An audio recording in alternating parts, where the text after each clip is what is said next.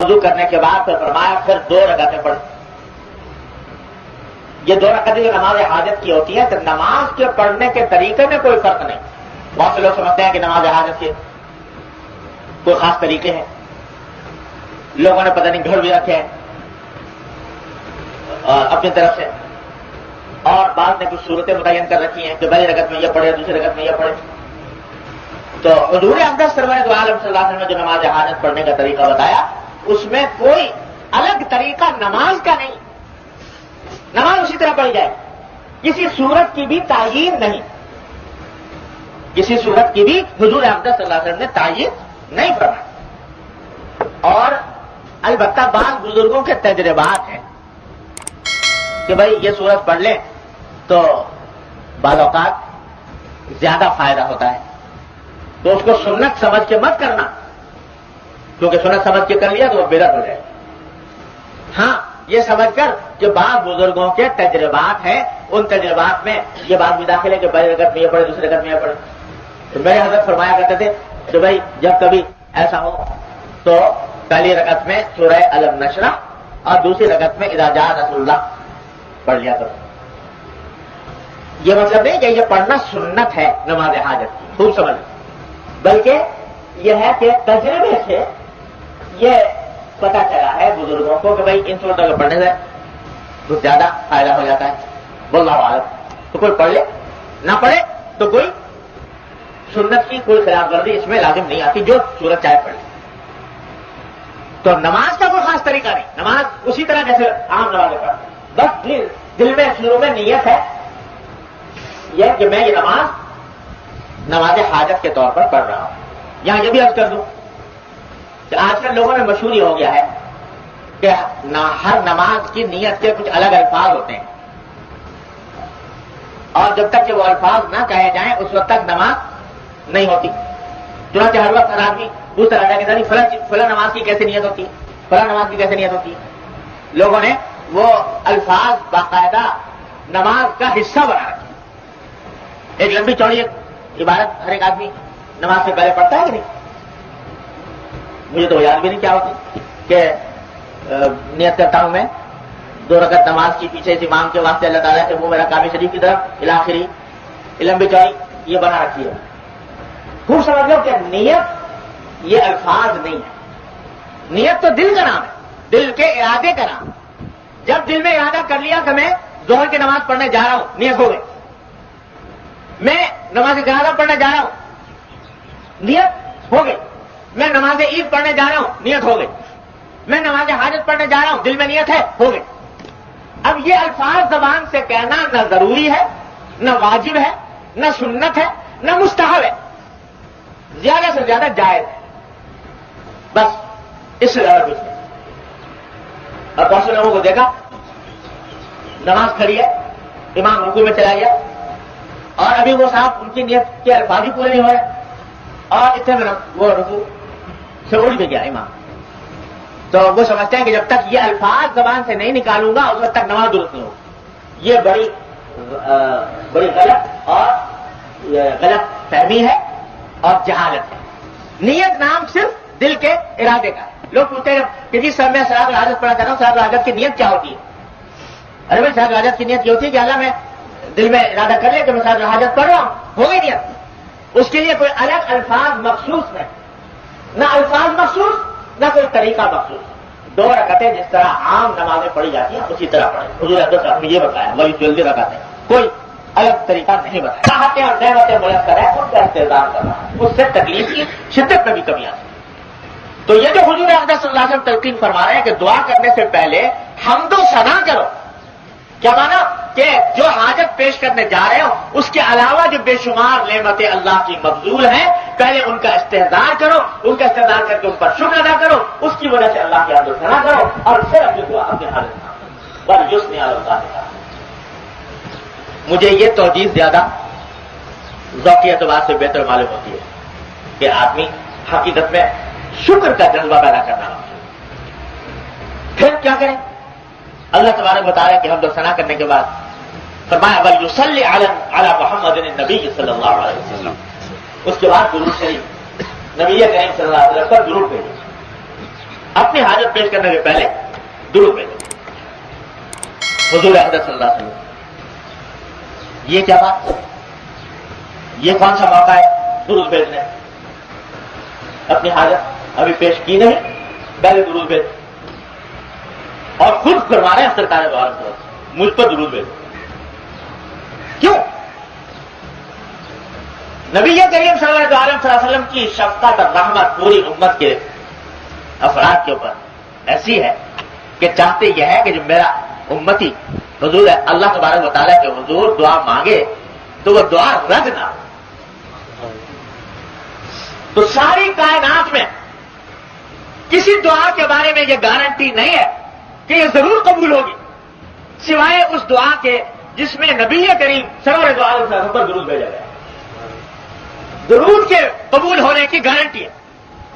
جب ہم درود بھیجتے ہیں کہ کیا مانا درود بھیجتے ہیں؟ اللہم صلی علی محمد نبی الامی، تو کیا مانا؟ اے اللہ رحمت نازل فرمائیے کس پر؟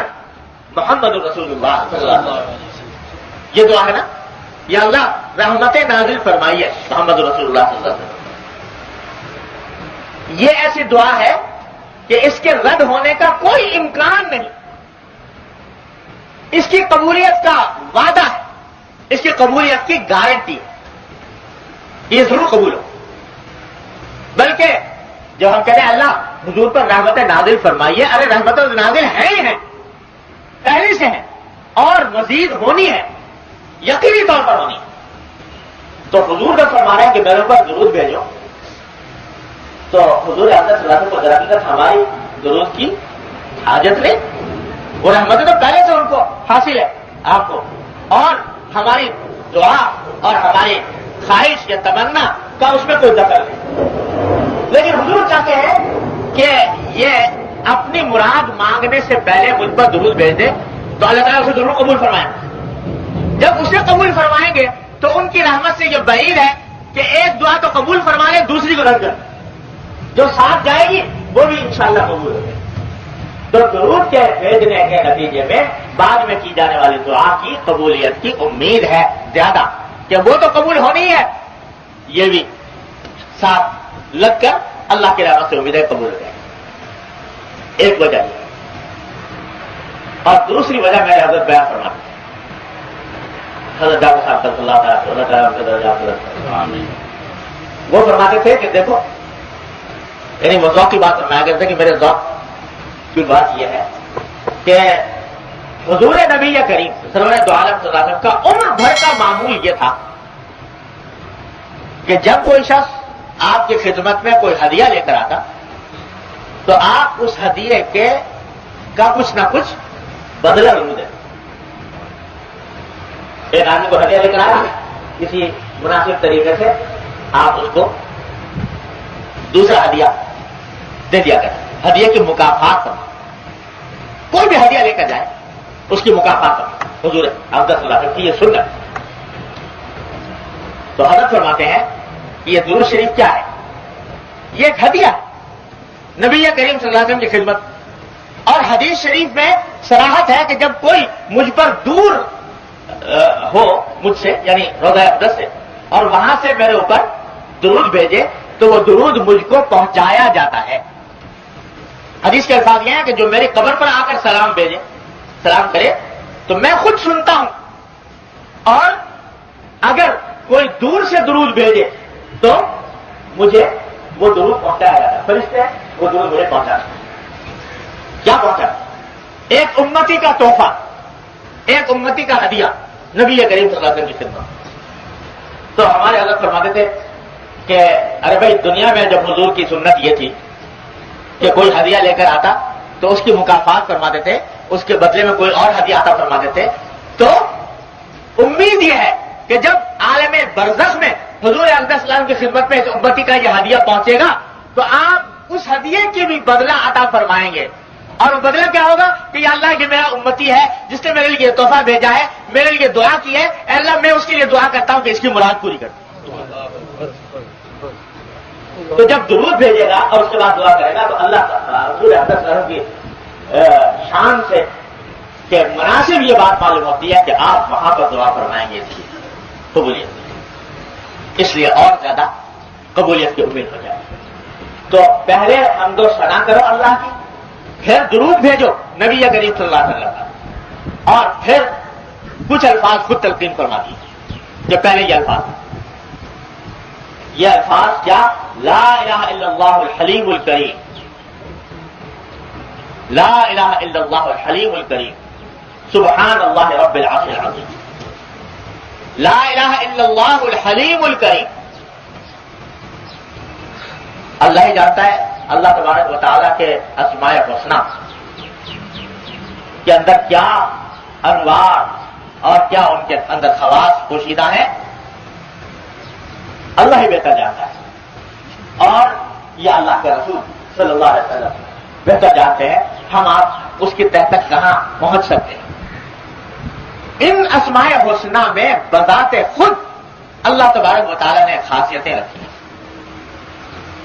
اور اسی وجہ سے جب حضور اقدس صلی اللہ علیہ وسلم یہ فرمائیں کہ بھائی یہ کلمات کہو، ان اسماء حسنی کا ذکر کرو، تو اس کے پیچھے ضرور کوئی راز ہوتا ہے. لہذا خاص طور سے وہ کلمات ہی کہنے چاہیے تاکہ وہ مقصد حاصل ہو. لا الہ الا اللہ الحلیم الکریم. اللہ کے سوا کوئی معبود نہیں، وہ اللہ جو حلیم ہے اور کریم ہے. حلیم بھی اللہ تعالیٰ کی صفات میں سے ہے، حلم، اور کریم ہے، کرم اللہ تعالیٰ کی صفات میں سے ہے. ان دو صفتوں کا خاص طور پر اس لیے بظاہر اللہ عالم ذکر کیا گیا کہ بندہ پہلے ہی مرحلے پر یہ اعتراف کرے کہ یا اللہ میں اس قابل تو ہوں نہیں کہ آپ میری دعا قبول کریں. اپنی ذات کے لحاظ سے میں اس لائق نہیں ہوں کہ آپ کی بارگاہ میں کوئی درخواست پیش کر سکوں، اس واسطے کہ میرے گناہ اتنے، میری خطائیں اتنی، میری بدعمالیاں اتنی کہ وہ آپ کے حضور درخواست پیش کرنے کی لیاقت مجھ میں نہیں. لیکن آپ کیونکہ حلیم ہیں، حلیم، حلم، بردباری آپ کی صفت ہے، اور اس کی وجہ سے آپ کتنا ہی کوئی خطا کار ہو، اس خطا کار کے خطاؤں سے آپ جذبات میں آ کر کوئی فیصلہ نہیں فرماتے بلکہ اپنے صفت حلم کے تحت فیصلہ فرماتے ہیں. اس لیے صفت حلم کا واسطہ دے کر میں دعا کر رہا ہوں تاکہ جیسے خود حضور اقدس صلی اللہ علیہ وسلم نے فرمایا دعا میں کہ اللہم عاملنی بما انت اہل ولا تعاملنی بما انا اہل. اللہم عاملنا بما انت اہل ولا تعاملنا بما نحن اہل. یا اللہ ہمارے ساتھ ہماری اہلیت کے مطابق معاملہ نہ فرمائی بلکہ اپنی اہلیت کے مطابق معاملہ فرمائی. ہماری اہلیت کے مطابق اگر معاملہ شروع ہو جائے العیاذ باللہ کہاں ٹھکانا رہے. ہماری اہلیت کا کے حساب سے اگر معاملہ شروع ہو جائے تو اللہ ہماری اہلیت کے مطابق نہ فرمائیے، اپنی صفات کے مطابق معاملہ فرمائیے. تو یہاں پر حلیم کی صفت ذکر کر کے اشارہ کر دیا گیا کہ بندہ اس بات کا اعتراف کر رہا ہے کہ میں تو نہیں ہوں اس لائق، لیکن آپ کی صفت حلم، آپ کی صفت حلم کا تقاضا یہ ہے کہ میرے گناہوں سے درگزر کر. اور پھر صفت کرم کہ صرف اتنا ہی نہیں کہ گناہوں سے درگزر فرمائے بلکہ اوپر سے مزید نوازشیں عطا فرمائیں، مزید اپنا کرم فرمائے میرے اوپر. اس لیے حلم اور کرم کی صفتوں کا واسطہ دے کر دعا کی جا رہی ہے. لا الہ الا اللہ الحلیم الکریم، سبحان اللہ رب العرش العظیم. اللہ تعالیٰ پاک ہے جو عرش عظیم کا مالک ہے. والحمد للہ رب العالمین. یہ پہلے یہ کلمات ہے. اس کے بعد اللہم انی اسألک موجبات رحمتک. اے اللہ میں آپ سے آپ کی رحمت ان چیزوں کا سوال کرتا ہوں جو آپ کی رحمت کا موجب ہوں. وعزائم مغفرتک، اور آپ کی ایسی مغفرت کا جو پختہ مغفرت ہو اس کا سوال کرتا ہوں. والغنیمۃ من کل بر، اور اس بات کا سوال کرتا ہوں کہ اللہ مجھے ہر نیکی سے حصہ عطا فرمائیے. والسلامۃ من کل دم، اور ہر گناہ سے مجھے محفوظ رکھیے. اللہم لا تدع لنا ذنبا الا غفرتہ. اے اللہ ہمارا کوئی گناہ ایسا نہ چھوڑیے جس کو آپ نے معاف نہ فرمایا، یعنی ہر گناہ کو معاف فرمایا. ولا ہما الا فرجتہ، اور کوئی تشویش ایسی نہ چھوڑیے جو آپ نے جس کو دور نہ فرما دیا، اور ولا حاجت کی اللہ رضا الا قضیتها، اور کوئی حاجت ایسی نہ چھوڑیے جس میں آپ کی رضامندی ہو کہ جس کو آپ نے پورا نہ فرمایا. یہ ترجمہ ہے اس دوران. تو نماز کا تو کوئی خاص طریقہ الگ سے نہیں ہے، لیکن نماز کے بعد مانگے جانے والی دعا کے الفاظ نبی کریم صلی اللہ علیہ وسلم نے یہ تلقین فرمائی. یہ میں نے اس وقت پڑھ دیے، لیکن مصنون دعاؤں کی کتابوں میں یہ مناجات مقبول میں بھی ہے، اور دوسری مصنون دعاؤں کی جو کتابیں ہیں ان کے اندر بھی ہے. یہ ہر مسلمان کو یاد کر لینی چاہیے. یہ چھوٹی سی دعا ہے، یاد کر لینی چاہیے کہ جب کبھی حاجت پیش آئے تو اللہ تبارک و تعالیٰ کے حضور یہ 2 رکعتیں پڑھ کر اور یہ دعا کرے. اس کے بعد پھر اپنی زبان میں جو مراد چاہتا ہے مانگے اللہ تبارک و تعالیٰ. تو امید ہے اللہ کی رحمت سے کہ انشاءاللہ قبول ہو. حدیث میں آتا ہے نبی کریم صلی اللہ علیہ وسلم کی سنت کے طور پر کہ کان نبی صلی اللہ علیہ وسلم اذا حزبہ امر فزع الی الصلاۃ، کہ جب کبھی آپ کو کوئی تشویش کا معاملہ پیش آتا تو آپ سب سے پہلے نماز کی طرف دوڑتے تھے. یہی صلاۃ الحاجہ، یا اللہ یہ مشکل آ گئی ہے اس کو دور کرنا.